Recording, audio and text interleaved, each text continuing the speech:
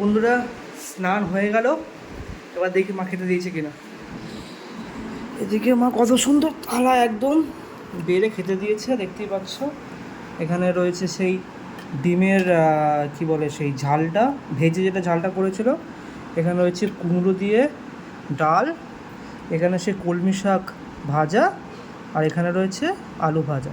তো যাক, সব সাইডে রাখে এক এক করে খাওয়া হবে এবারে। তো প্রথমেই এই যে ভাতটা ভেঙে এই কলমি শাকটা দিয়ে ভালো করে মাখাবো। কলমি শাক দিয়ে ভালো করে ভাতটা মাখিয়ে নিলাম, মাখিয়ে নেক্সট এবার খেতে হবে ঠিক এইভাবে।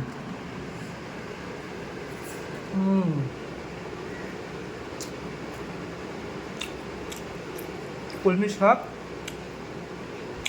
গরম ভাতে খেতে খুবই ভালো লাগে। যারা যারা খায় মোটামুটি সবাই জানে। তবে এখানে যে আলু ভাজাটা রয়েছে, এই আলু ভাজাটা একটু ভেঙে নেবো, আলু ভাজা দিয়ে ভালো করে মাখিয়ে নিয়ে এই আলু ভাজাটা দিয়ে খেতে হবে।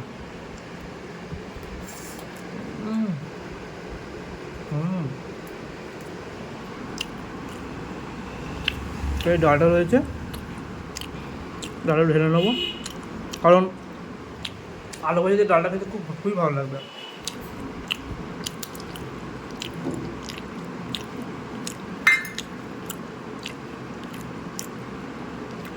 ডালটা দিয়ে ভালো করে ভাতটা মাখিয়ে এখানে যে আলু ভাজাটা রয়েছে, আলু ভাজাটা একটু ভালো করে নিলাম, নিয়ে খাওয়া যাক।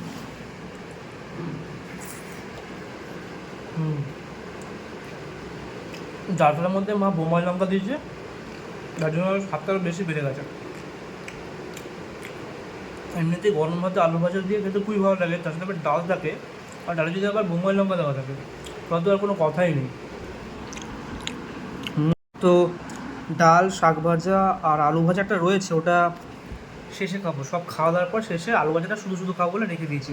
আর এমনি শাক ভাজা আর ডাল দিয়ে খাওয়া হয়ে গেছে। এবার খাবো এই ডিমের ঝালটা দিয়ে, যেটা আমার ভেজে করেছে, দেখুন দেখালাম রান্নার সময়।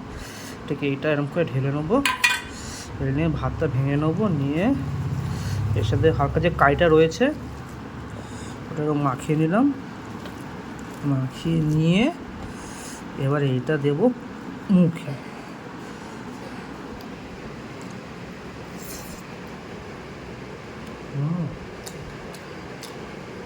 ডিম সেদ্ধ করে তরকারি করলে একটা একরকম লাগে, আবার ভাজা করে ঝাল করলে একটা অন্যরকম লাগে।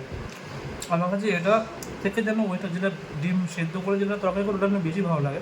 এটা ভালো, তবে ওটার তুলনায় কম, তবে ভালোই করেছে। আমি ভাতটা পুরোটা নিয়ে নিলাম, নিয়ে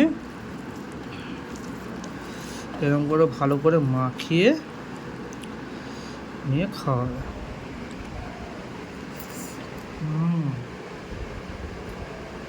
জমে গেল। তো বন্ধুরা সব কিছুতে খাওয়া হয়ে গেছে। এবারে যে আলু ভাজাটা রেখে দিয়েছিলাম এটা শুধু শুধু খাবো।